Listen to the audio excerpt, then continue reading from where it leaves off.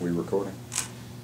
Okay, this will be the interview through the Legacy Project at the Atlanta History Center and for the Library of Congress of Nimrod McNair, Jr., veteran of 2 wars. My name is Kerry King. I'm one of the interviewers along with Ed Woods, who will be operating the video camera today.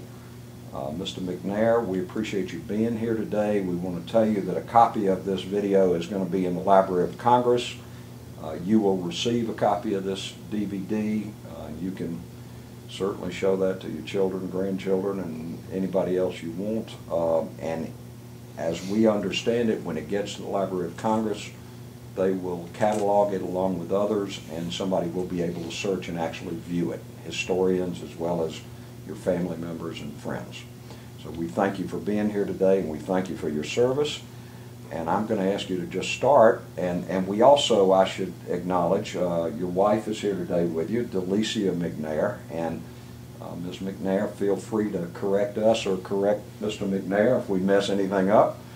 Otherwise, I would ask you, Mac, and may I call you Mac? Sure. All right, Mac, if you would start off by telling us a little bit about your background, where you were born, where you grew up, and so forth. Well, first let me thank you guys for doing this and for inviting me to be a part of it. Welcome. I was born 88 years ago, last month in Tuscaloosa, Alabama, Roll Tide. And had wonderful parents, family. There were 5 kids. I was the middle kid, 2 older sisters, a younger sister and a younger brother. And they gave me my dad's name, which was Nimrod. And you may not have heard it very often, but it's an old biblical name. He was the king of Babylon. He was a hunter and a rebel. I've tried to do both of those in my 88 years, and most people said I've done a pretty good job. I lived during the Great Depression, so I'm prepared for the next one. It seems to be on the way. And my dad was a railroad man, and when the Depression hit, the banks all closed. We lost all our money, lost a job, and so we had to kind of eat off the farm, so to speak, during that time. My mother was a go-getter and a wonderful lady, and I went to high school, of course, in Tuscaloosa, graduated, and I have to brag a little bit, National Honor Society. School was always kind of easy for me, went to know a lot of people. When I graduated from high school, I went to work, carried newspapers, and then I went to work on the railroad with my dad. But one Sunday, about 70 years ago, I guess it was, my dad sent me up to the local grocery store, the old Boots Pearson's store. The reason they called him Boots was he was a local bootlegger. And my dad said, get me a pack of tobacco. When I walked in, I heard the radio, and the radio was talking about somebody had bombed Pearl Harbor. And old Boots said to me, boy, where's that place? I said, I'm not sure I know. But it says, Japs have bombed Pearl Harbor. I went home and told Just for the record, not to interrupt you, today is December 7th, 2011, so that was 70 years ago as of today. 70 years ago today. In fact, I thought it was quite interesting that I'm sitting here 70 years later. And so I went back and I said to my dad, Dad, they bombed Japanese have bombed Pearl Harbor.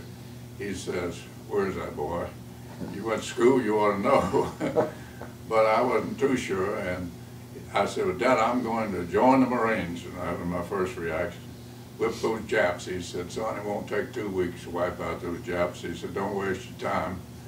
We came from military backgrounds. You know, there's a Fort McNair up in Washington, and we killed a fellow that's named after in St. Lo when we dropped the bombs in the wrong place. And in the Civil War, I had an uncle, great-uncle, we want to call it, General Herman McNair. You can go to Vicksburg and see a statue of him there. And so the McNairs coming from Scotland, we always liked to get in a fight if we could. But I didn't join the Marines. I had always wanted to fly ever since I read about Charles Lindbergh. So I went hitchhiked from Tuscaloosa down to Montgomery to the post office. They said you could apply for the Army Air Corps there. I did, and there were only two of us out of the group that got picked. One was a black fellow from Tuskegee, who was one of the Tuskegee Airmen, and myself.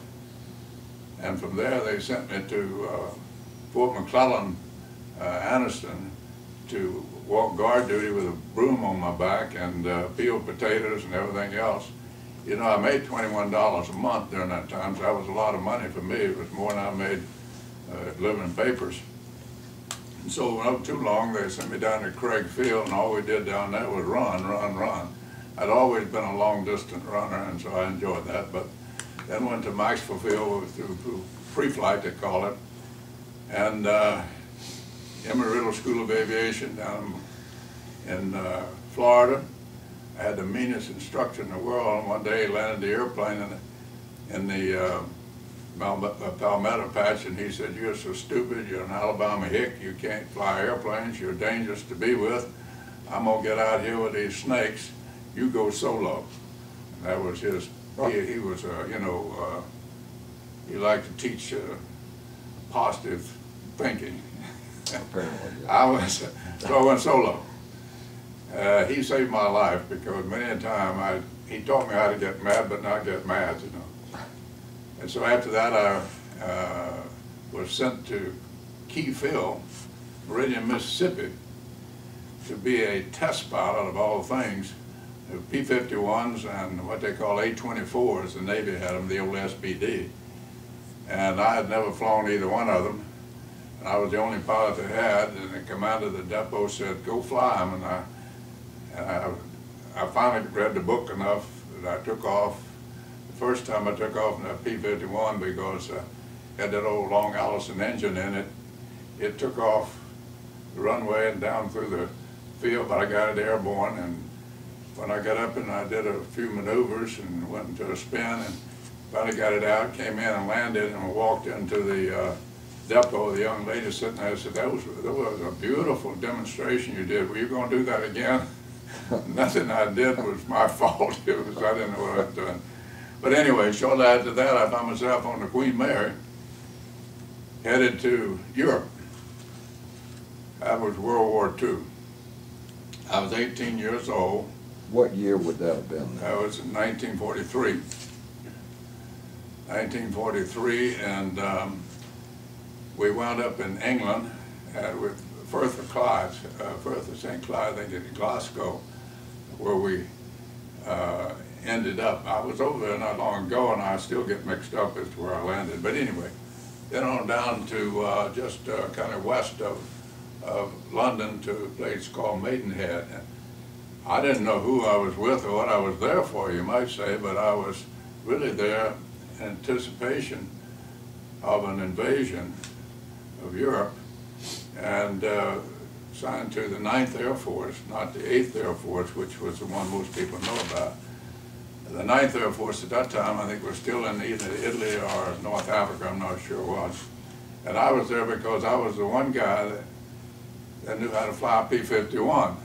The rest of the guys had never flown those because they thought they were going to get P-40s. So I found myself signed to 363rd Fighter Group under the 7th Air Force, not 7th Air Force, 9th Air Force, and spending most of my time training guys to fly. Meanwhile, they changed the P-51 and put the Rolls-Royce engine in it, and turned it into the bubble canopy. So I got sent up to Derbyshire to the Rolls-Royce school, and when I left there, I was supposed to be an expert on the maintenance of it. Well, I stayed in England there for almost, well, from then until the invasion. And so this would have been in 1943 till 1944, I guess, yeah. And we lived in tents on a lovely farm there. And one day I was given a chance to go to London. I'd never been to London. So I went to London, and not knowing what I was doing, coming from Alabama, of course. I was a big second lieutenant, and I had on my uniform, and I went down to the USO show. As I walked in the USO show, stood there, you know, my hat cocked on my head, trying to act like somebody that knew something, and I saw a couple of teenage girls. I said, oh, there's my chance to show them how well I can dance. Well, I really didn't know how to dance, but anyway, I began to walk over to teenage girls, and as I began to get close to them, I noticed some big guys were kind of closing in on me. And I thought, what do they want? And then there was an older lady with the teenagers. I assumed she was a chaperone because USO show. And just before the guys really closed in on me, the older lady said, Lieutenant, may I present to you my daughters, Princess Elizabeth and Princess Margaret. Well, I still know who Princess Elizabeth is. She's now the Queen of England, but she still doesn't know who I am. But I didn't know what to do. I didn't know where to bow, faint, or what. But well, did she dance with you, Mac? No, I didn't dance with them, but their mother was very gracious. And you know, she and with Georgia VI, I guess it was, they stayed in London most of the time, even with the bombing and all. They were fine folks. So not long after that, I'm out one night on a little party, and there's a lot of airplanes flying over, and a really big deal, and it was the invasion. It was D-Day. So that would have been June 6, 1944? Yeah, June 6, 1944. And I wondered what was going on, and the next morning we all found out that the invasion had taken place. Not too long after that, while D+20, I was told by my squadron commander, I want you to take a crew of maintenance people, and you're going to go to Omaha Beach, and as soon as they break through and cut off the Cherbourg Peninsula, you're going to go up to Cherbourg, which was the only German base at that time. It was, and get the place set up for us. And I said, well, are the Germans still there? Well, of course they're still there. He said, so, well, do I have to go before they leave? He said, you'll stay down in St. Louis or whatever. Well, it took a little long to get out of St. Louis, and you thought, but when I hit Omaha Beach, there were still a lot of bodies on the beach. I said recently, I went back 64 years later, I never had been back. I went back and there were still bodies on the beach, but 64 years later, there were French girls in bikinis, so big difference, you know. But I climbed that little old ladder they had going up the wall, two ladders, two ropes at a time. It didn't take me long to get up in there. Got my men up there, we landed on LST. And went on up to, when they finally broke through at St. Louis, we went on up to Cherbourg. And that's where I walked out one day, and I saw this command car drive up. And I looked, the guy got out of it, and I said, General Patton. Well, he didn't have his guns on. I believe you have a photograph of General Patton that you took? Don't you have a photograph of General Patton you took that day? Yes. Okay. Here's the picture that I took of General Patton. That was July of 1944. Could you hold that up for me a little bit? There we go. July 1944. I walked up to him and I said, sir, may I have your picture? And he said, certainly, Lieutenant, and he posed for this picture right here. So that is George S. Patton in the flesh. George S. Patton in the flesh. And this would have been taken about July 1944. So it was about a month after the D-Day invasion, correct? Well, I know, at least that long, I'd say. Okay. Yeah. And after he got in the command car and drove off, I saw another car start to drive by, and I grabbed the camera and I took this picture. This, of course, is a picture of Prime Minister Churchill with his big cigar, and with him is the Secretary of the Army, Stinson, I think was his name. So as they drove by, I got those pictures. I never thought anything about it when I took those pictures, because I didn't know that Patton was going to be given the 3rd Army, and that our 363rd would attack, they changed it to attack recon outfit, and that we were going to fly close support for him. And so it wasn't long after that that we were flying close support for Patton in the old P-51 Mustang, and that's a picture of me the Red Baron, I call it, getting in the cockpit. And let's see, I was 19, I think, at the time there, 19, maybe. I'm not, probably 20.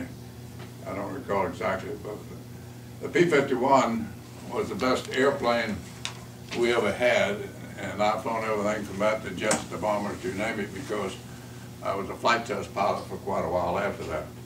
Well, from there on, we moved almost every month.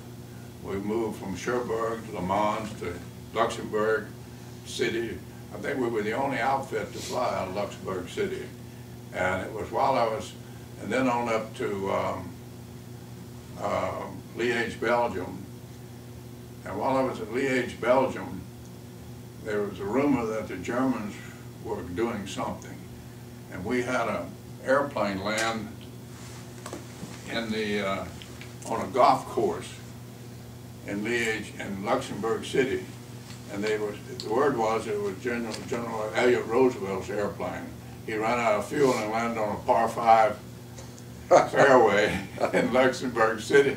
Well, having been in Luxembourg City, we sent a crew down to take care of the airplane because it was in good shape. We were going to have the combat engineers build us a perforated matting field and take it off, a runway and take it off. But time went by and they didn't show up, and the next thing you know, our guys were crying and because they were afraid the Germans were going to capture them, and the Army Air Corps guys were not very good at shooting people. They like to fly airplanes. And so my squadron commander said, Mac, you got to go down there and see if you can get that airplane out or do something, get these guys out of there.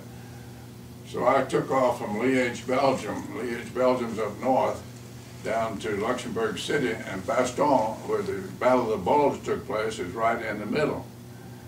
I had a Jeep, I had a little driver who was DeMarco. He was a little Italian kid from New York. He was a character.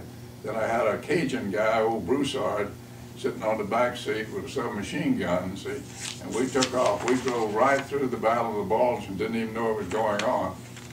And we arrived up in Luxembourg City at night, and these guys were going on out to where the crew was. I was going to spend the night in Luxembourg City at the hotel. I knew my way around. I walked into the hotel, and the sergeant running the hotel said, "You need a room?" I said, "Need a room." And about this time, a major come walking in. He said, "Hold every room in the hotel. General Patton and staff will be here shortly." I said, "I need a room." And the major said, "I give the lieutenant a room."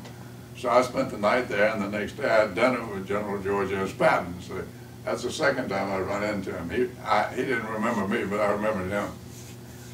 Well, then that day, and I'll quickly tell you this. So tell us, this Battle of the Bulge was just for the people who are watching the DVD.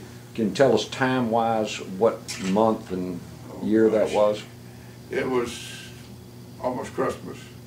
Of 1944. 1944. 44, yeah. And the weather conditions were pretty snowing? About 8 or 10 inches of snow more on the ground.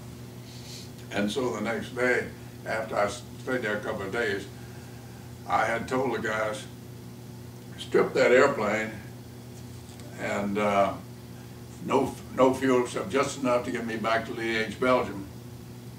No guns, no nothing, just fuel, get me back. And and we didn't have a runway, so I said, I want 2 of you guys to get 800 feet. I had flown a P-38 before, I tested those. Get 800 feet down the fairway with a flag. And when I get even with you, drop the flag, and she'll go airborne with me, because what I do would be to lock my brakes back here and put the throttles to the firewall, and when the turbos on the P-38 cut in, turn her loose.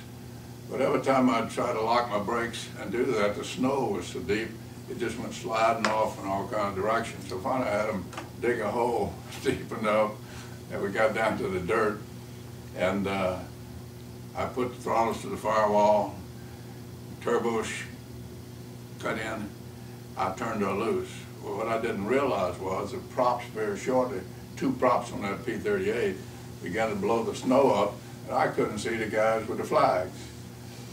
So I guessed. and they said I was right on target and went airborne. And I got airborne. The airplane had been there for 50-something days, and one engine cut out on me. And so I had to drop down to about 100 feet, and when I did, it put me right over the German lines. And they cut loose everything they had, and they shot out the other engine. But by this time, I managed to get the engine cut out on, cranked up again, and I rolled the airplane to get back away from the Germans and get back over the American line, and flew back on one engine to Liège, Belgium. I was determined to go to Liège, Belgium. I don't know why, but that's what my commander said do. So when I got back to Liège, Belgium, I flew in to cross the field. I was getting to be a pretty good hot shot then. So man, I'm going to be a hero, Elliott Roosevelt's airplane. And as I came across the field, and the field was an old perforated runway there. PCP? What? Perforated planking? Yeah, the old planking. And with a mobile tower. And I went across like I rolled a sucker on one engine, and the guys were waving, and they gave me a green light. As I pulled back around and came into land, I dropped down and touched down, and as I touched down, I realized the airplane was going off to the left. I couldn't figure why, because the gear was down, and said it was. What they'd shot out the left landing gear, and I didn't know it on that engine. Oh, I see. And so the P-38, you got to get it off the gear. Before you can get the gear up, you got to get the weight off it. And so the guys in the mobile tower saw what was happening. They were jumping out of the tower, running like crazy. And I managed to get it up, and here's what happened to the airplane. It wound up in the ditch, one engine, and it was no good after that. So the photograph we're looking at, if you'd hold that back up for me, please. Yeah, that's the P-38. Is a P-38. That I took off the golf course, par 5 golf course in Luxembourg City. Okay, thank you. Now, so when I got back, instead of being a hero, I'd messed up Elliott's airplane. So then I went back up to Liège, Belgium, and the war was over pretty much shortly, after that. And I was scheduled to come home, but my boss, who was a colonel, he said, I was a captain at the time, he said, if you stay over here, I got a good job for you. What we'll be doing is we'll go to Erlangen, Germany, and we'll be flying the prisoners in for the trials down at Nuremberg. So I thought that'd be fun, and so I went to Erlangen, and we lived in a hotel. There was more than me. There were several pilots. We flew Herman Goering in, and Herman Goering flew in on a C-64, which is a Canadian Norseman, I think is what they call it. And it has a high wing on it, and the door opens up against a strut, and old Herman, Gore was so fat we had to take the door off to get him to shove him in the airplane. We flew him he was in prison there, at Luxembourg City. And we flew him down to Nuremberg. We flew Admiral Dornish to Nuremberg, and we stayed there. I played poker with Attorney General Biddle, who was running the trials. He was a good guy. And when the trials was over, it was time for me to come home, so I came home. When did the British bring you down? Oh, well, I was flying one night on a small airplane, and the British thought it was a buzz bomb near Antwerp, Belgium, and they shot me down. They shot you down? Yeah. Now that was friendly fire, so when the guy came to give me my Purple Heart, they said I didn't qualify for it. So it was friendly fire. It felt like you qualified, didn't it? I thought so. I spent 3 weeks in the hospital. Tell them what happened when you woke up. The plane was in flames. Well, the airplane crashed, and I was unconscious when I woke up. The plane was on fire, and I thought I was dead and wound up in hell. I said, "Oh my God!" And about that time, I began to feel blood around me. I reached up to my face, and my nose was sitting off over here. And that bothered me, so I had to get it. So I took my nose, put it back where it's supposed to be. And then crawled out the window of the airplane. It was upside down. And I got about 10 feet from the airplane and it blew up.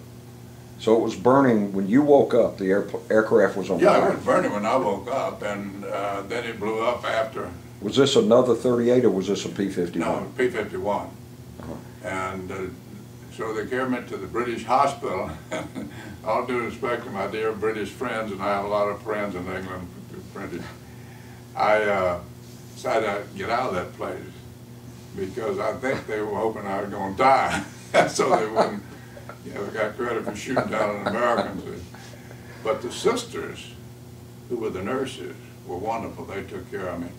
And there was one day, the buzz bombs were going off over there in Antwerp at that time. And explain for anybody that doesn't know what a buzz bomb is. Why don't you explain for the record what a buzz bomb is? Well, the Germans, who were ahead of us on many ways when it comes to technology, they invented a drone-type airplane. Oh, they had an engine and all on it, and it's like what we call a drone today. And they referred to as buzz bombs, and they used them to bomb London and any places they wanted to. And as they'd go over, they'd make a noise, and they looked like an airplane, and so it wasn't unusual for people to shoot at anything it looked like it might be a buzz bomb. So this was somewhat a forerunner to guided missiles. Yeah, it was a basic guided missile, you might want to put it that way, and it didn't have anybody in it. So then they had what they call the V2s, and they were the bigger ones, you see. And so buzz bombs, they were buzz bombing Antwerp, where I was in the hospital. And so I was on the second floor, and I decided it's time to get out of that place. It was going to blow up. So I get out of my bed and I start crawling out of my room. And I got to the doorway, and one of the sisters came up. She said, "Where do you think you're going?" I said, "I'm getting out of this blank place and blowing it up." She said, "You get your butt back in bed." And I did. Those nurses didn't mess with me, you know. But I got out of Antwerp, and I was there for, I think, 13 days, I bet it was. Anyway, then I came home after the Nuremberg trials, and incidentally, my wife and I went back to Nuremberg 64 years later when we went to the same time we went to Normandy. And we went down to the old parade ground where old Hitler stood and did this, you know. And we went to the Colosseum he built. And then we were invited to go to the trials, but I didn't want to go. We went out there to the parade ground, and so help me, they were ghosts there. You know, they don't turn it into any kind of museum. I could just feel things that bothered me. And so I decided I didn't want to go into the trials. I'd sit in on the trials, and it was no big deal. You sat in on the Nuremberg trials? Oh, yes. You did? Yeah. No pictures on those because they wouldn't let us take pictures. Because, see, Attorney General Biddle, he was my poker partner. I probably shouldn't tell this, but I made so much money I was going to ship it home, and the German marks got devalued. And instead of coming home rich, I came home poor from Alabama. And my first job when I got back after the war, I was still in the Air Force Reserve. See, my first job was an administrative job, filing things in a cabinet. When did you return to the United States, Mac? I think it was November of 45. 45? 45, somewhere around in there.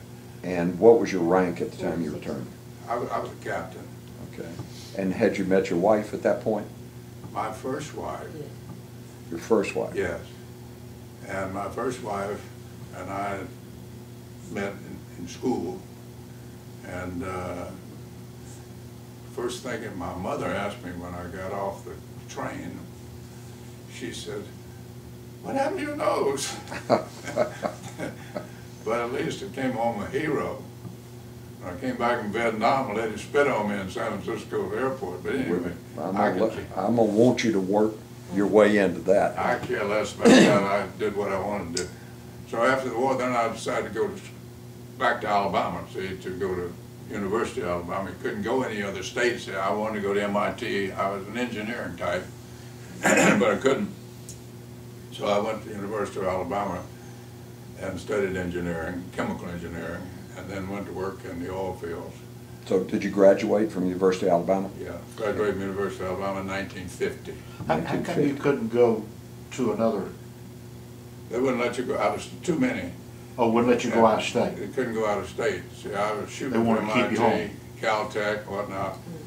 And so I went through real fast. I took,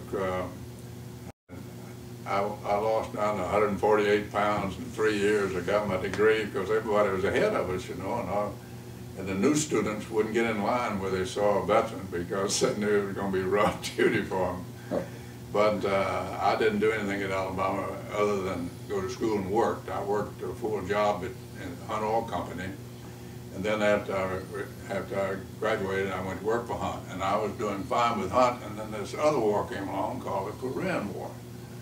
Well, needless to say, I was in the reserve. Immediately I got called up. Were you participating in any reserve drill meetings and that sort of stuff from either when you were in school or up to the Korean War? Oh, no. No, but I get this letter from Moody Air Force Base, not Moody, but one down here. Maxwell? Macon, what's the name of it? Warner Robins. Warner Robins. And they said, you are assigned to Auburn University to teach. I said, I can't go to Auburn. My dad would shoot me. You know, Alabama got going to Auburn. So they changed the orders. And I went to NC State. And they had a lot of Air Force guys up there. See, there weren't many. See, I think it was less than 10% of the Air Force officers that had a college degree. Just so we get it, you know, historically accurate. Yeah. At some point, the Army Air Corps became a separate force. 47. It was called the United States Air Force. 47. 47. See, I was in the Army Air Corps up until then, but I was still in reserve, and so I got called back to active duty and came to Warner Robins. And from Warner Robins, I went to NC State, where I taught for 4 years, enjoyed it very much. I was always torn between airplanes and education. And because my ancestors had come from Scotland County, to Scotland County from Scotland. And I'll tell you a funny one. I was going through the reception. The chancellor and his wife were having receptions, all the new members of the faculty, and I was a professor, you know.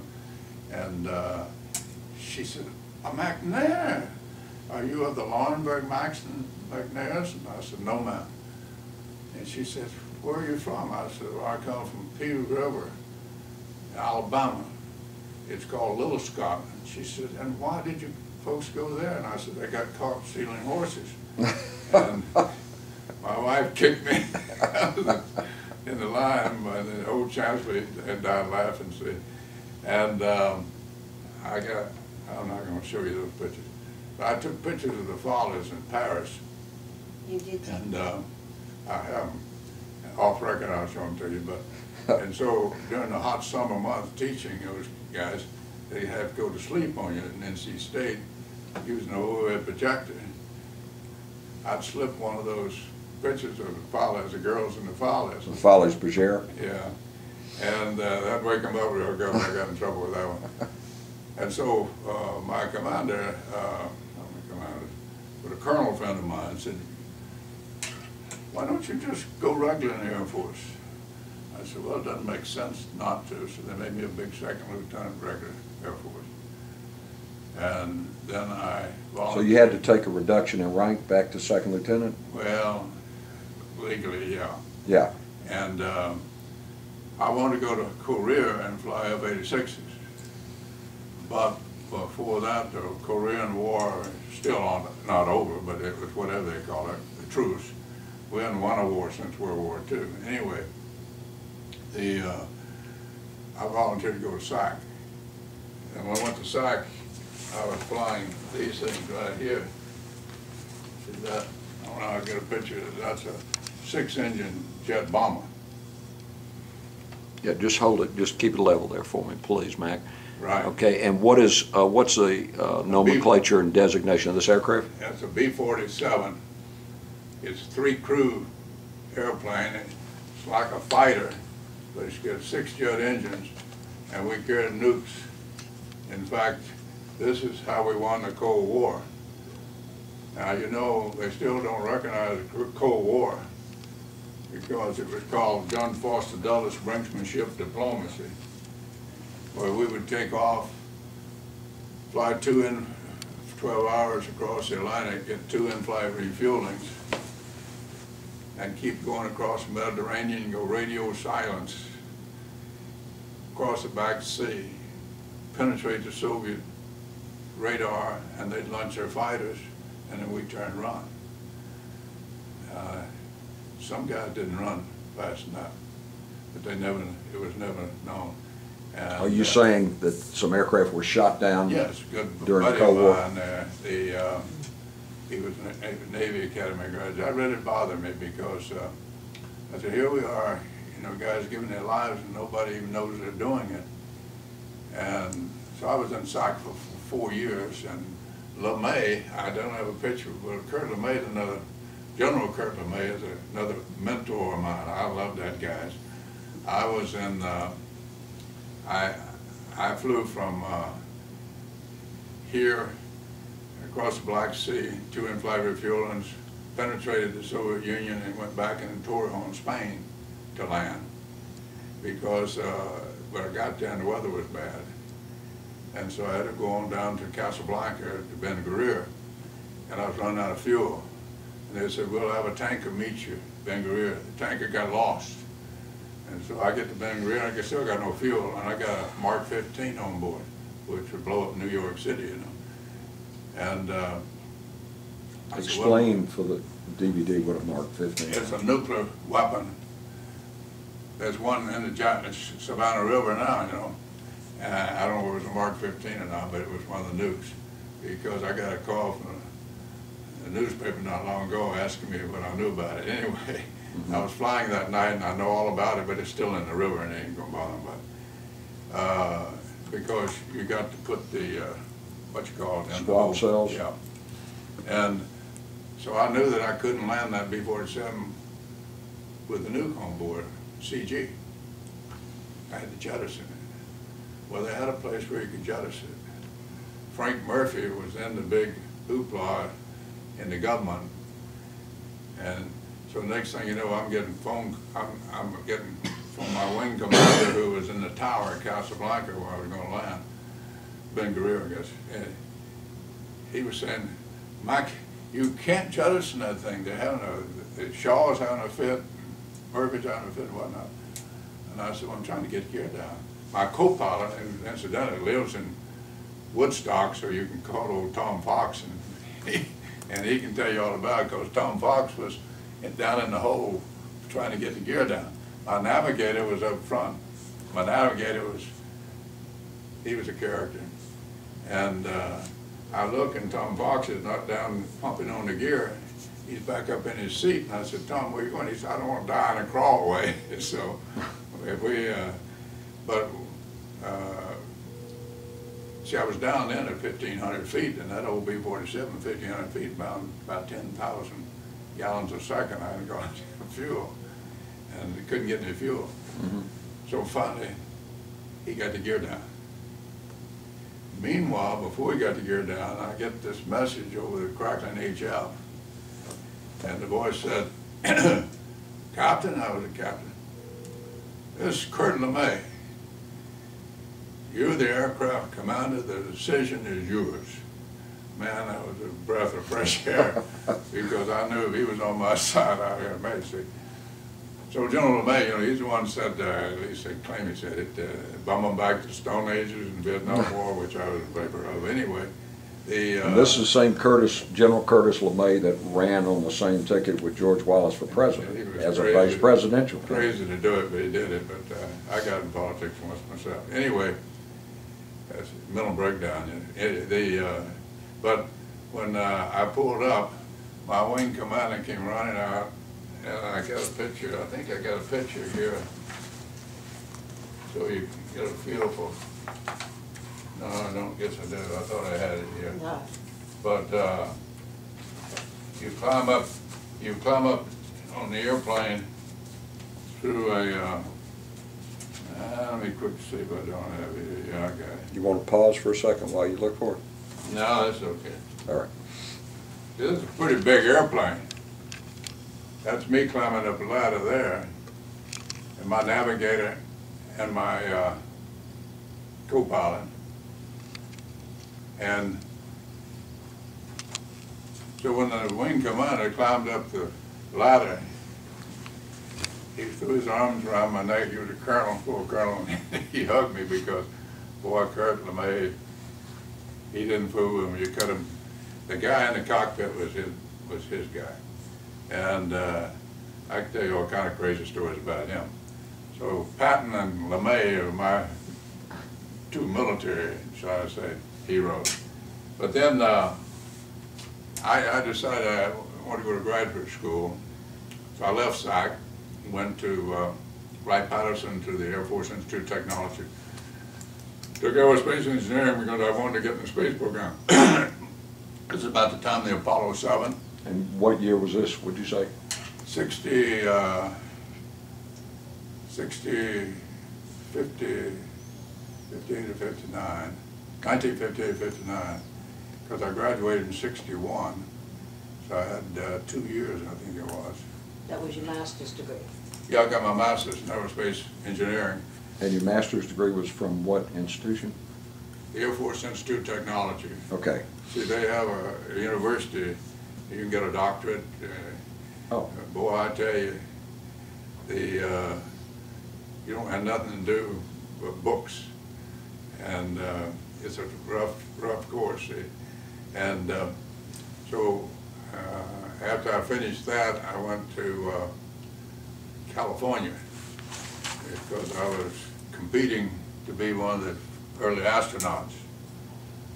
And I got beat out. I'm pretty sure it was John Glenn, but anyway, because they needed a Marine or somebody. They had too many people.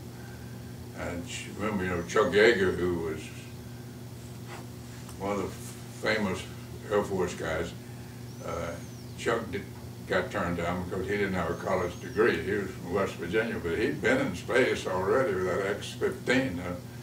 So Chuck said to me, "Oh, Mike, don't sweat it." He said, "They put a darn monkey in space." He said, "You didn't want to go." But so then I found myself involved in clandestine stories. And my clandestine stories are in this book. This book is sort of hot off the press. It was written recently because I was invited down to Guatemala by the business guys because Guatemala tried to use the Robin Hood approach, take it from the rich, give it to the poor, and they wound up with a 20-year war going on. This book is available on Amazon, and it's called Leadership 15 Secrets Revealed, and you can pull it up by just going to my name or whatnot. But anyway, I fussed at them because they put the stupid stamp over my ribbons, anyway. But when I was in the Pentagon, I got shipped up there that we were going to shoot down the Soviet satellite, Sputnik. Everybody was convinced they had a nuke or something, you know. So I got the job of what could we do? So I put together a team with Douglas, and we wound up with what was known as a random numbered program called 437. And it was secret. I took off from California to Hawaii, and then I would go clandestine from Hawaii and get a military flight to Johnston Island, which was where they tested the nukes, you know. And we put a Thor missile with the old 63 old nuke on the top of it, and we set it up there at Johnston Island. And every 90 minutes, you know, when this Sputnik came across the equator there, since Johnston Island was right on the equator pretty much, we could shoot it down. And the program went operational. It was called 463rd Aerospace, no, the 10th Aerospace Defense Squadron. You can get info on it today now, because what happened was, in the midst of putting this thing together, President Johnson and Secretary McNair, they hadn't had a weapon system during their time, and people were all worried about things. And this was 63, you know, the Cuban situation, which I got opinions on that. But anyway,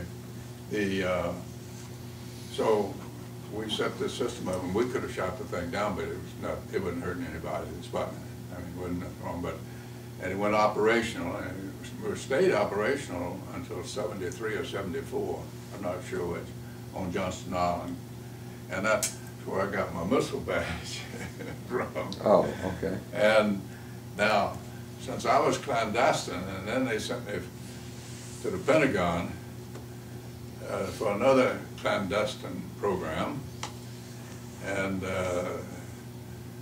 this one is no big deal, but that outfit was, you go in there and they have a sign up that says, "You shall know the truth, and the truth shall set you free," the CIA. Anyway, and while I was, and I interacted with the legislative branch of the government as well as judicial and whatnot, and I very frankly became so disgusted of what's going on, and it hadn't changed. I volunteered to go to Vietnam. What year was that, Matt? To get out of the Pentagon, I volunteered to go to Vietnam. And what year would that have been, Matt? That would have been 65. So they told you couldn't go. Yeah, okay. Now remember, at that time, and it's in the book, at that time I was working for an agency outside of the Air Force. And I first said this, and I was reporting in a clandestine fashion to the Secretary of the Air Force, who was George Brown, if I remember the names right. And I said, "I'm going to resign my commission. I'm getting out." He said, "No, you're not." And I said, "I want to go to Vietnam." He said, "You're not going anywhere." I couldn't even go to Canada. See? Okay. That's What because you happened had this top secret Yeah, clearance well, and you had information. They blew the cover on the stupid thing. I was walking down the street, and before I went to the Pentagon, I was walking down the street in Los Angeles, and here was Los Angeles News telling about this new system to shoot down the Soviet satellite. And I thought, well, those rascals. I still think it was a lousy leadership decision, but anyway. So when I went to the Pentagon myself, so I went to work at trying to get myself dried out. And finally they said, "You can go." Well, I don't want to brag, but I got a letter of commendation from the Secretary of the Air Force, and he didn't know why he gave it, because Well, it's not bragging. You're just telling us you're just telling us the facts. So. He didn't know what it was, because all he knew was that he was supposed to give me a commendation. I wanted a promotion, but didn't get it. Anyway. All right, by this time, what rank were you in I was a major. 1965? You were a major? Yeah. All right. And so I went to work. I knew enough clandestine-wise through Rand Corporation that I could handle it. And it took me a year and a half to get dried out. That's why I was in the 67, I guess, when I went to Vietnam. I don't know what's on. What do you mean when you say dried out? Supposedly had lost touch with what was going on in the clandestine world. Okay. See, finally they said, "Well, you can now go to Vietnam as a staff officer." I said, "I don't want to go to staff officer. I want to go fly airplane." "Oh, you'll never do that." So finally they said, "Yeah, you can go fly airplane." And I said, "Well, I'd like to fly one to Vietnam." That was stupid, but anyway. They said, "Well, you can do that because you're going to be in the reconnaissance business." Anyway, so I went to Sanders Company in New Hampshire, where they were doing the electronic warfare airplanes. And they had one with an old clunker. an old C-47, an old Goonie bird.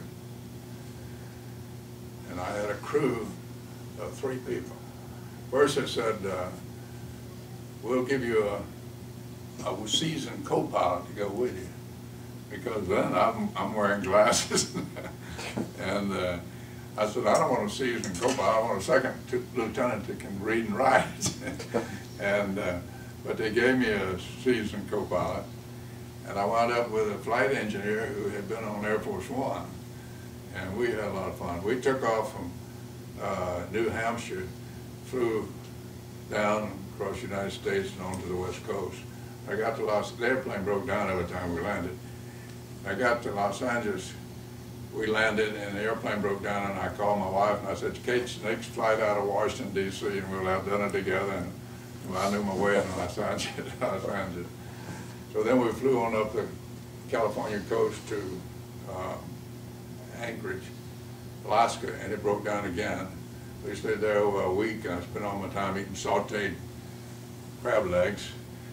And we finally got there and hunting caribou with the Marines in the nose of a stupid helicopter. You know, the Marines put the caribou on the island there during World War II, if I remember correctly. You could find places there where they still had cartons of cigarettes stored away. They'd never, since World War II. And because what they did was, after World War II, they just cut the airplanes apart and left them sitting on the runways and closed it. These guys have been there 3 or 4 years and they want to get out of their place. So anyway, then we flew out across ADAC, landed at ADAC, and spent another week or 2 there with the Navy, and had a lot of fun with the Navy. Then we took off. Now the airplane's got no heat in it. It's got nothing to keep it warm. This is an old B-47 you're flying. An old C-47. C-47, old cargo plane. And so we take off from ADAC, and the Navy gave us a little escort. And it was so bad, the Navy captain said, you sure guys, you sure you guys don't want to just turn around and come back and stay here if they warmed up? And I said, nope, we're going to fly south till the weather gets warm. And we went to Midway, I guess it was, from ADAC down to Midway, and then from Midway to Wake Island, from Wake Island to Guam. And the nice thing about we landed at Wake Island, the airplane broke down, and we had to stay there for a week, but there was an FAA outfit there, and there was an open bar on the beach. So that wasn't bad. And then we wound up flying on into Vietnam. I told you, no, a week after we got there, it got shot down. So the taxpayers' money. So you landed at Tan Son Nhut Airfield? Tan Son Nhut, yeah. And I was assigned to, that was the 7th Air Force. I was in the 460 Attack Recon. Let's see, no, Attack Recon, yeah, I guess. 460 Attack Recon. And I was flying electronic missions, and I flew over places that they said we didn't fly over. And what year was that, Mac? That would have been, let's see, I came back in '68. Hold on. I never looked at that. I gave Well, you I have, let's see, let me see if I can help you here. Let's see. Didn't I give you that? Your DD-214 shows your Vietnam service. Well, frankly, I can't really tell from this. It shows your Vietnam service, but it doesn't show the exact dates. Well, see, I remember graduating from graduate school in '61. Now, 4 years in SAC, I've been 65. It shows you took your combat crew training course in September of '68. Was that after your return? No, that was before. Before? Yeah. That's when I went through, I did that, and I went through some jungle training, and I had an interesting experience that the kids all like to hear about when I talk to high schoolers. If I can find it here. Yeah, Mac, we'll get back to that later. Let's just, Anyway. so tell me a story. I'm still a war criminal, I think, in China. At least I know I haven't been there. I'm not going to go. And because we when I saw the Parrot's beak coming down out of Cambodia, I knew we had lost. North Vietnamese just sitting there waiting for us to quit and go home. You know what I'm talking about, the Parrot's beak? Yes, sir. I was with the 1st Infantry Division, so I was in Parrot's Beak. And what's that highway, the road comes down? Highway 13. Highway 13. And I just shook my head at the decisions that were being made back in Washington, D.C., but having been there, needless to say, I didn't make any points with my observations, but, so, did you go through jungle training? I think this ought to be about you, not about me, but let me take a picture of that. That's me in the jungle. Now, Marriott is about as low as I want to get. Now, it looks like, according to your service record, you were in Vietnam from 22 October 68 through 11 October 69. Does that sound right to you? That's right. Okay. You know, they gave me credit for the 28 days it took to fly that little airplane over there, so I picked up an extra a month. And but that's they were going to pick me up the next morning if I was able to escape, quotes, you know. That's it. So I'm out there by myself. You know, you can get some good water. Water trees, you ever get the water out of water trees? Oh, Yes, man. sir.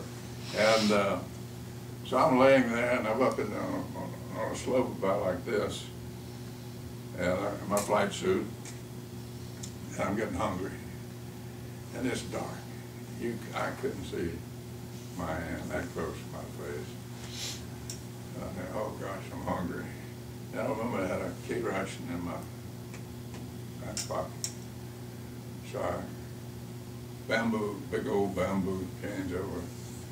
So I pulled that out and I slowly opened it and began to eat it. And I thought, well, how about I did this, making too much noise. One of those natives with a machete gave me a sure as the world.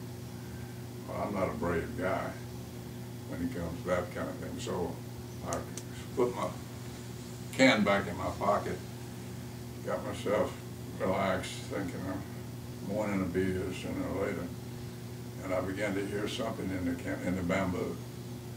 I thought, oh gosh, I couldn't see anything, and I guess just laying there trying to be quiet as I possibly could. And the next thing I know, I began to feel something licking my lips. I couldn't handle that one. And I grabbed it. It was a jungle rat. Must have been that long or longer. Between me and the jungle rat and the bamboo, we wrestled. He wanted to get out of there as bad as I did. My heart quit beating on me. And by then, finally, he left. And so I lay there, and they snaked me out with a chopper the next morning. But the kids love that story. They love about the rat licking my lips. And so anyway, and the other thing, while I was in Vietnam, I did something that, you recognize this guy? Well, you need to hold that up, if you don't mind, in front of you. You know who that guy is signing the paper? I can't actually see from here. Tell us who it is. That's Billy Graham. That's Mac on the. That's me. You were on which side of you? When I was younger. I'm this guy. Okay. And that's Billy Graham. Oh, I see. Okay. Was this in Vietnam? That's Vietnam. That's in Tan Son Nhut, Christmas of '68, I guess it was, whenever. And what happened was, without getting any real details on it, I went through some points in my life where they weren't as great as I thought they should have been. And I had become to have a relationship with God that was making a difference. And so when I got to Vietnam, my old buddies were struggling with things, and so we started a Bible study group over there. They wouldn't let us do it in the chapel because we didn't get the religious committee's approval. So we just put up an old tent. And we go to country church, 5 o'clock on Sunday, everybody park their guns or whatever, and we have somebody talking. It got so big until Billy Graham came over to see what it was all about, and that's when I got the picture of him. And the chief of chaplains came over. He was an admiral, Navy admiral, and he wanted to meet with me and my navigator. Now my navigator, and I'll say it because that's what he said, my navigator, you can check him, he's in Washington D.C. now. What's his name? It's Dick Miller. Dick Miller, I said to Dick, Dick said to me when I was in SAC, he said, Mac, what in the hell's happened to you? Well, I'd kind of settled down, seemed to be more at peace with myself. And so I told him that I'd respond my life outside and trust God instead of myself. And, you know, being an old fighter pilots have the greatest ego in the world. How about we take a break right now for a second? Okay, we're back on the record after a short break, okay? See, Mac, if you would tell us a little bit about the aircraft you were flying in Vietnam. And let me finish about, Yeah, sure. because the admiral came over to Vietnam and he wanted to hear about this Bible study group that was going called a country church. And so he met with me and my navigator. I was ahead of the thing, supposed to be, you know. And he said to me, he said, well, what material do you use in this Bible study? And my old navigator, he was still crusty old rascal, he said, hell, chaplain, the only damn thing we use is the Bible. And the chaplain, he didn't know what to say after that. But we saw that thing get so big, as I say, people got a lot of publicity from it, but the guy made a difference in guys' lives. And so when I came back from Vietnam, I came back and flew into San Francisco. I had my summer khakis and offered to help a lady off the airplane with her kid, and she called me a murderer and spit on me. Well, it doesn't bother me. I could care less. I'm an individual. I was in the service for 30 years because I wanted to be in the service. I was in the military, and I served my country. And as I said to my brother-in-law, he was in World War II, but I went through California on the way to Vietnam, and I went by to see him. He lived there, and he had one of these big bumper stickers, "We support the boys in Vietnam." You ever see one of those? I said, "You do?" He said, "Well, hey, yes, I would do." I said, "Well, good, come go with me." He said, "I don't support you that much." And I said, I was an honest guy. And so when I came back from Vietnam, I didn't want anything else to do with it because the war wasn't over. And I had some, I'm sure you did too, I had some Vietnamese friends who went to prison, some who were shot, and other things happened. And it kind of, I was so disgusted being in, I flew 100 missions, 600 hours in reconnaissance electronics airplanes. I never got shot down. I got some holes in the airplane here and there. But I knew enough what was going on to know that the way we were fighting the war, we weren't going to win it. In the first place, we had managers running the military instead of leaders, in my judgment. A manager works with things and leaders work with people. And my heroes, Patton and LeMay, who were leaders.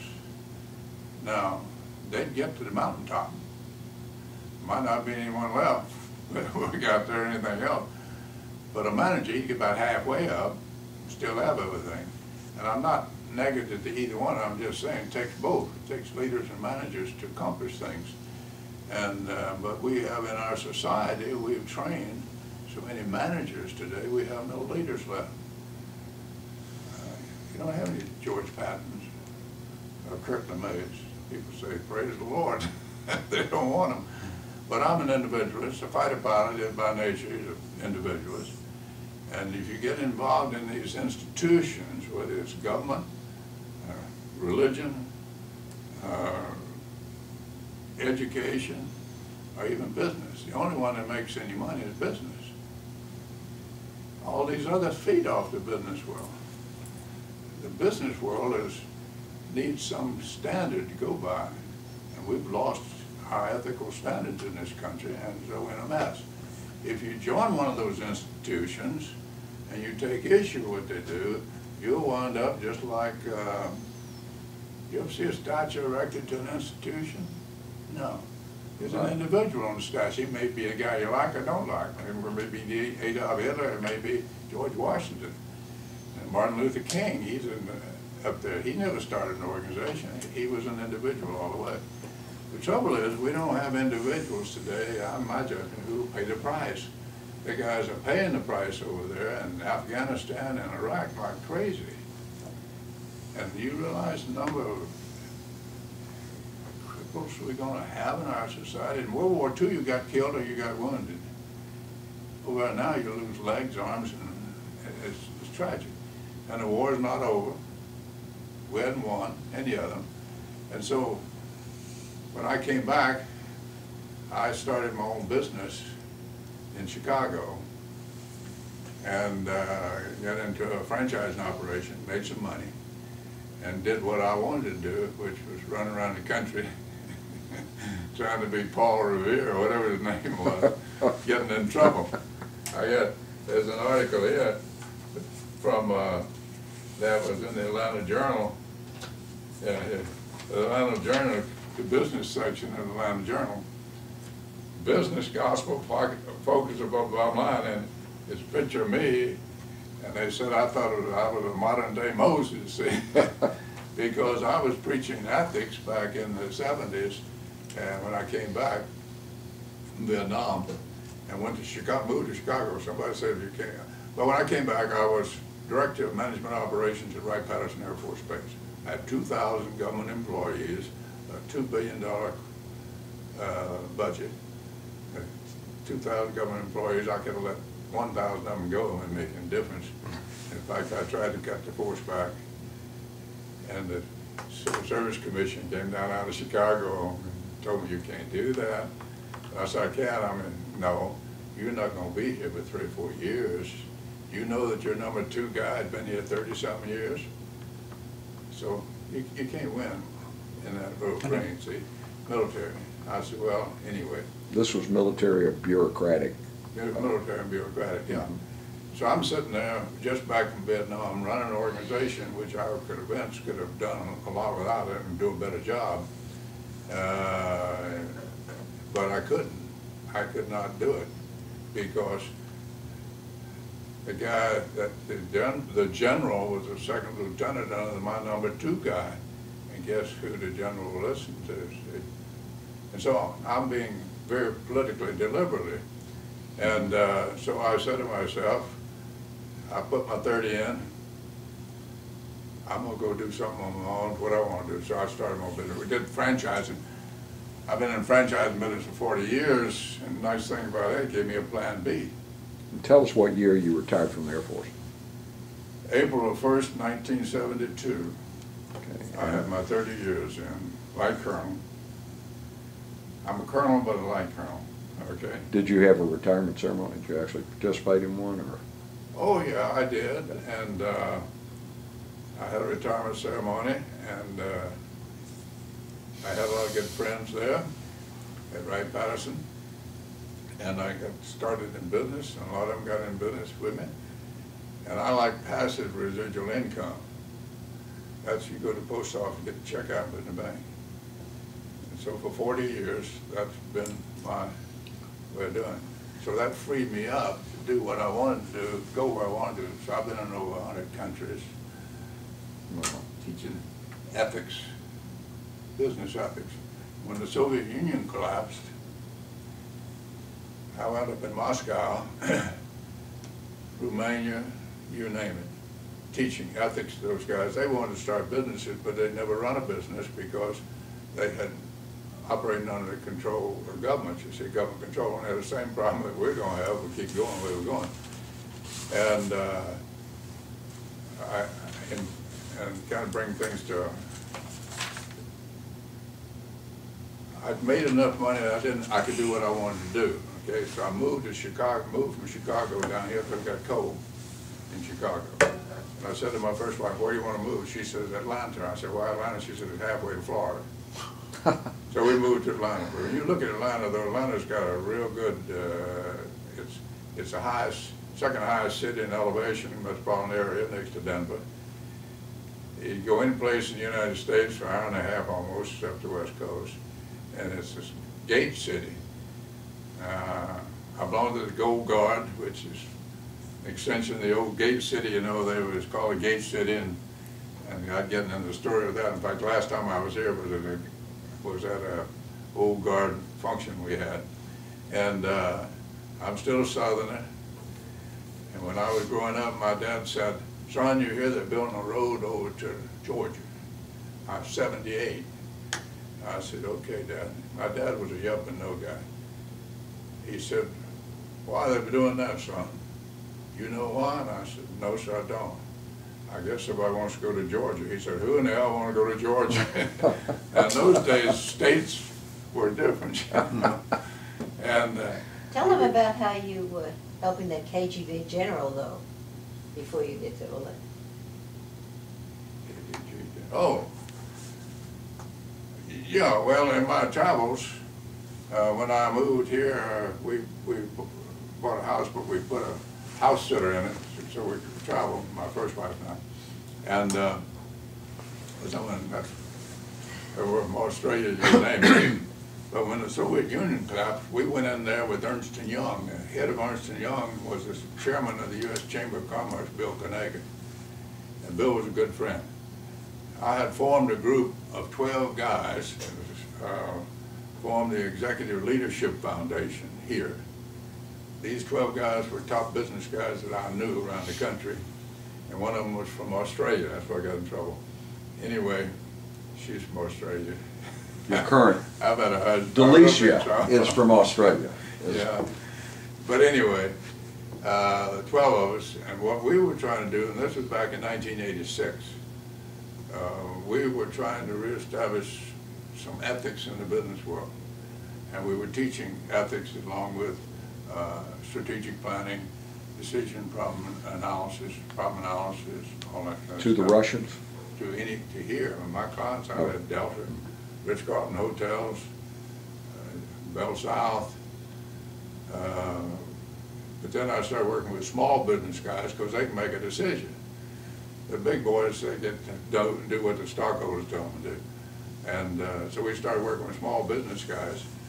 And we did that, and then started going into other countries. And as I say, I've got, my book has an endorsement from everyone, including President Bush, to Alex Haley, who wrote the book Roots, and to the mayor of Poeski City in Romania. And because these guys were hungry for answers, but the trouble was, people in this country were going the wrong direction. And it was on ethics, business ethics, and we're paying a price for it now. So I wound up in, I had a friend, his name was Ernst van Aken. He was a Dutch trading company in the Netherlands. And I was visiting with what did I say his name was? Ernst van Aken, the old traveler. They used to own half of Pennsylvania. And he'd fought in World War II with the Russians. And he had a good buddy who was a KGB general. And I was visiting with Ernst when the KB general came there, and his wife was dying of cancer. And as a result of our three of us together, he became a Christian. From then on, I could go into Russia as a businessman on that Zen limousine, pick me up and take me to the Kremlin. And I was the guy who used to fly Mark 15s. So you see, once you get with individuals, you can make a difference. Okay. But he'd been shot, and I would have been too, but they knew the real story behind it also. But so I'm in 1997, I'm in Moscow with my first wife. And I'm teaching the Russians. I've got KGB generals in the group, teaching them ethics out of that book, Leadership and Ethics. And my wife tripped over, we were staying at the International Hotel in Moscow. She tripped over a threshold going into the bathroom, and she broke her arm, injured her head, got her to a Russian hospital, and they're still practicing pre-World War II medicine, you know, but they did a great job if they could. And Delta helped, and we flew back home. Well, that was the beginning of her going downhill.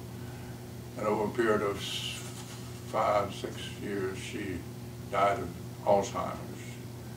So I got real involved with the Alzheimer's issue. And meanwhile, But before that, you ran for governor. yeah, you guys don't remember that. Went to what? I had a mental breakdown and got in politics. Young guys, I had a bunch of young guys working various other things, and they kept complaining about things. I said, well, you don't complain, do something. And they thought, and so they convinced me. I said, I'll fly over the target if you guys won't run for governor. So I ran for governor and had a lot of fun. I really did. I enjoyed it. I don't know if I would ever want to run for politics. That's a little more than I'm willing to do. Too much of my closet. Let me, if I could ask you to do us a favor, if you Yes, don't mind. I'm going to zoom in on your decorations. Yes, sir. And if you could just pull your lapel back a little bit so that we can see all of your decorations, and describe for us a little bit what your decorations are. And if you don't want to describe all of them, that's fine. But just sort of pull your lapel. No, if you could flip your lapel over. Oh. Yeah, so we could see oh. all of your decorations. Tell us a little bit about your decorations, Mac. Well, the one at the top is my command pilot wing. I'm also a navigator and a bombardier. I'm what you call triple trained. Move your hand, please, sir, Oh. so we could see there. There we go. Sorry. Okay. Move This- your hand. Put your hands Move down. Put your hand both out. There hands you that go. way. There All you right. Okay. So you have your pilot's wings, and it has an olive branch and a star on the top. That indicates a certain number of hours you have to fly. I've got over 1,000 hours in that old bomber I'm telling you about, flying into Russia and all. And here's where I might have trouble, because I've had this done for me and I'm not sure. All right, now you have a Distinguished Flying Cross. It's the first one you see there. Yes, and how many of those do you have? Just one. Okay, and then right next to that, you have your Air Medal. Right next to it is the Air Medal. I've got 3 Bronze Stars. Okay. But I had 100 missions, I guess it was. I just put this one together just because I go to the old guard and this guy's wearing all those fancy uniforms. Do you, it looks like, it appears to me, and I may be wrong here, but it appears to me the one next to the Air Medal is the That's the is the Legion of Merit. Legion of Merit. Yeah, That's what I thought. And then underneath that, you have several and rows. Underneath that is the European thing. So they're campaign ribbons and service ribbons showing battles and campaigns you're involved in. Is that correct? Yeah, I don't know what they all are. Okay, well, I see the That's National American. Defense Service Medal, and I see a couple of World War II campaign and service medals. Here's the Vietnam Service Ribbon. I don't know what this one has something to do with, I think, Vietnam. Okay, and They don't want. and you also indicated earlier you have, if I could get you to put your hand down, you indicated that you had, Mac, right underneath that, you said a Missile. a missile. What's the badge? Yeah. But your hand's over it, so they can't see it on the camera. Okay. Tell us about that now. That's the one that you said you got because you were involved in We're that. going to shoot down the Soviet Sputnik. That was the Thor project? Yeah. Okay. And on your left lapel, you have an aircraft symbol. Is that just is that a decoration? Right That's lapel. F-20. That's the F-22. That's right lapel. Right lapel, excuse me. Yeah, I'm turned around backwards there. You're right That's the lapel. F-22. I see. The F-22, the reason I got that, one of my students at NC State retired as a major general and was program director on the F-22 program. So I was having lunch with him at Lockheed, and I said to him, I know we were talking about absolutes, and I said, gravity. I don't care where you went to school or what you believe. You jump out of the building, you're going to hit the ground. It's called law of gravity. And if you're halfway down and your friend hollers at you and says, hey, what in the world are you doing? You say, well, I went to Auburn, I don't know anything about gravity. You're still going to hit the ground. And I said, now the law of gravity has been around a long, long time. There are absolutes that have been here for a long time, and you violate them, you pay a price. But I said, of course, I know you guys, high-tech that you are today, and this was after I'd retired from the military.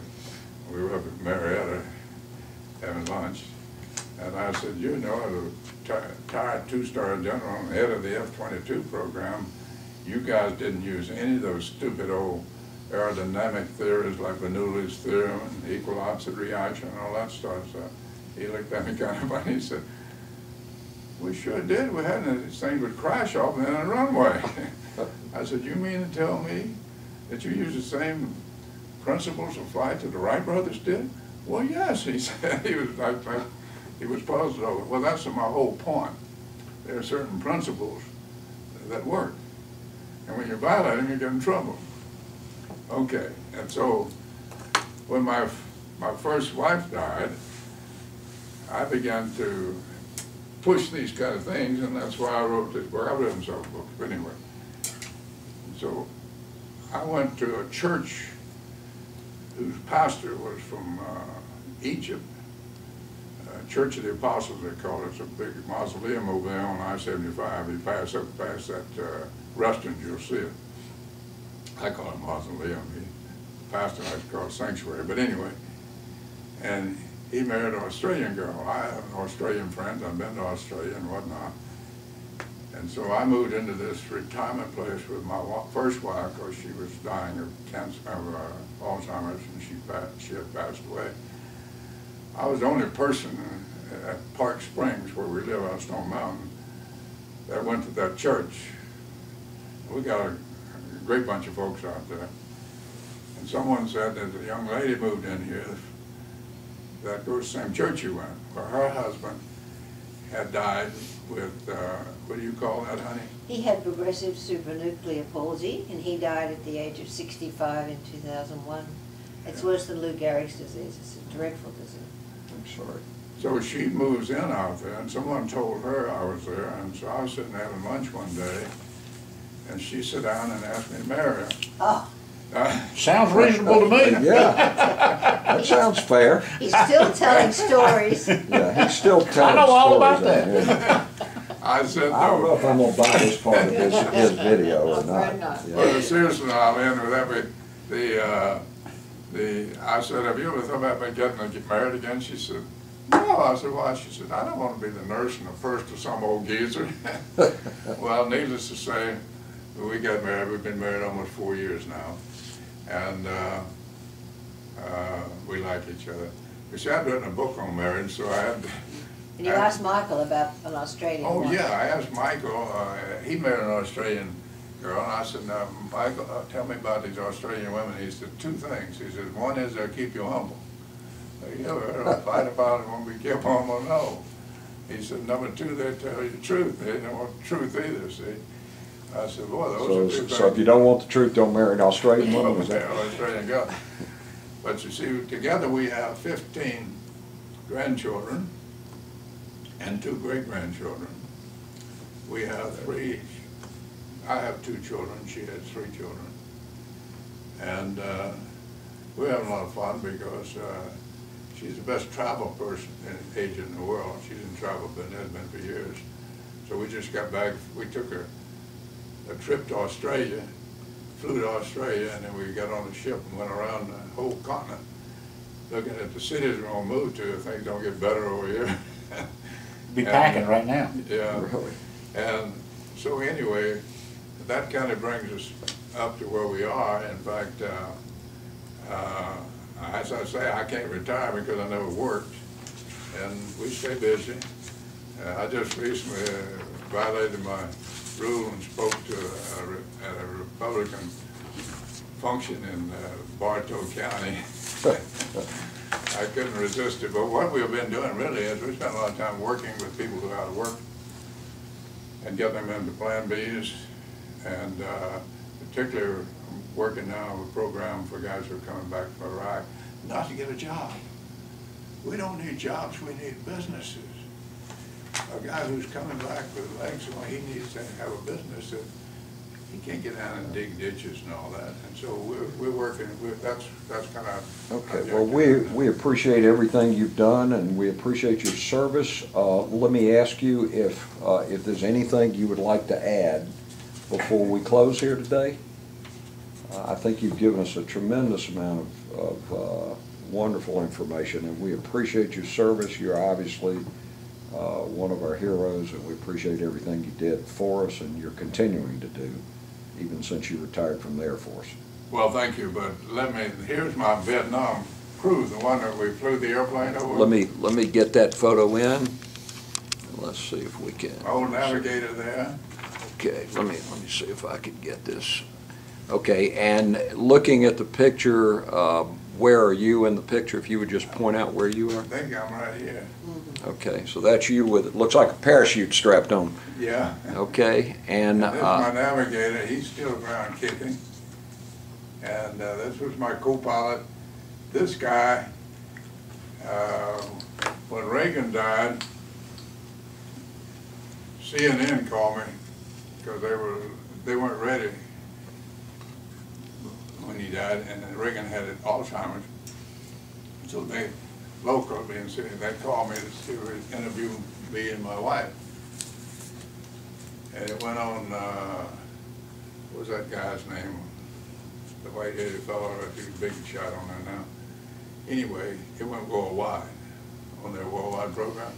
And I got a call from this guy right here, from Cairo, Egypt. So I mean, suddenly, people all over the world, you know, and I got a call from people I hadn't seen in years. He was flying over there in Cairo, Egypt, as a flight engineer with somebody, I don't know who it was. But I really appreciate the opportunity because I tell you, I think individuals change society, and we really need individuals who have some good standards and ethics. We all fall short. I tell people I'm an unethical businessman because I can't measure up to the standard. The standard that I think is the one listed there. It's called the 10 Commandments of Business. And I published a little, and I didn't bring any with me, but a little daytimer size thing, and it's for businessmen. You can carry it in their pockets. You see one there? well, my view is you shoot for the sun. If you hit the moon, you've done, as a No. human being, you've done the best you can do. All right, well, sir, we probably need to end. We're probably going to run a little short on videotape. Wait, please. Thank you again very much for being here, you and Felicia. We thank you both, and I'm going to end at this time. Thank you. Yeah, good.